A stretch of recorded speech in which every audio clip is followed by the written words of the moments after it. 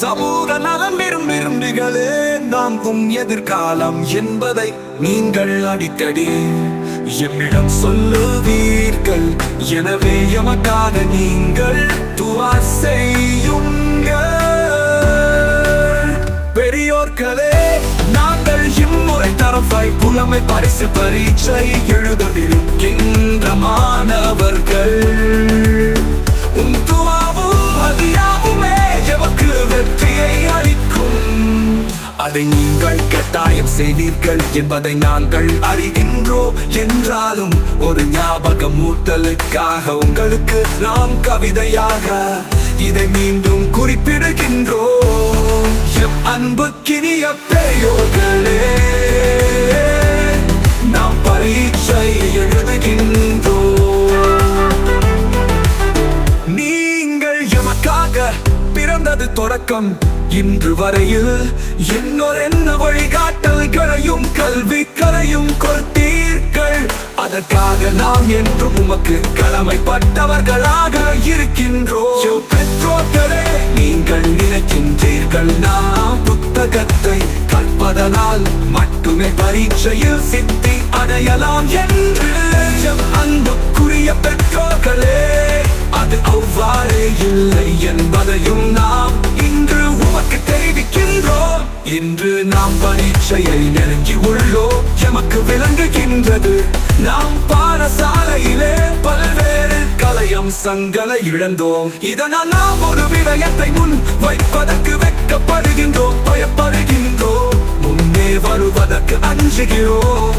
இதே நிலைமையை எம் தம்பி தங்கைகளுக்கு ஏற்படுத்தாதீர்கள்.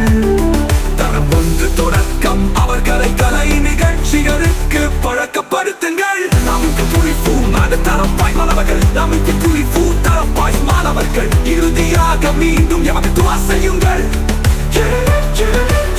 இறுதியாக மீண்டும் எமக்கு துவா செய்யுங்கள். இறுதியாக மீண்டும் எமக்கு துவா செய்யுங்கள்.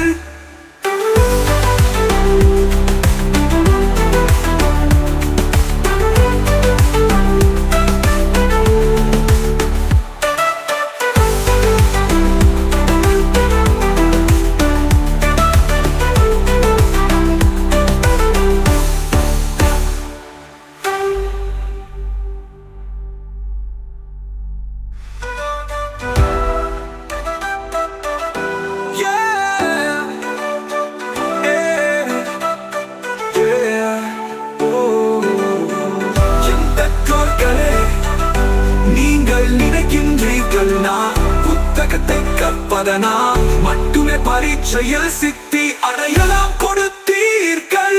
அதற்காக நாம் என்றும் உமக்கு கடமைப்பட்டவர்களாக இருக்கின்றோம். பெற்றோர்களே, நீங்கள் நினைக்கின்றீர்கள் நாம் புத்தகத்தை கற்பதனால் மட்டுமே பரீட்சையில் சித்தி அடையலாம் என்று. அன்புக்குரிய பெற்றோர்களே, அது அவ்வாறு இல்லை என்பதையும் நாம் இன்று உமக்கு தெரிவிக்கின்றோம். இன்று நாம் பரீட்சையை நெருங்கி உள்ளோம். எமக்கு விளங்குகின்றது நாம் பாடசாலையிலே பல்வேறு கலையம்சங்களை இழந்தோம். இதனால் நாம் ஒரு விடயத்தை முன்வைப்பதற்கு வெட்கப்படுகின்றோம், பயப்படுகின்றோம், முன்னே வருவதற்கு அஞ்சுகிறோம். இதே நிலைமையை எம் தம்பி தங்கைகள்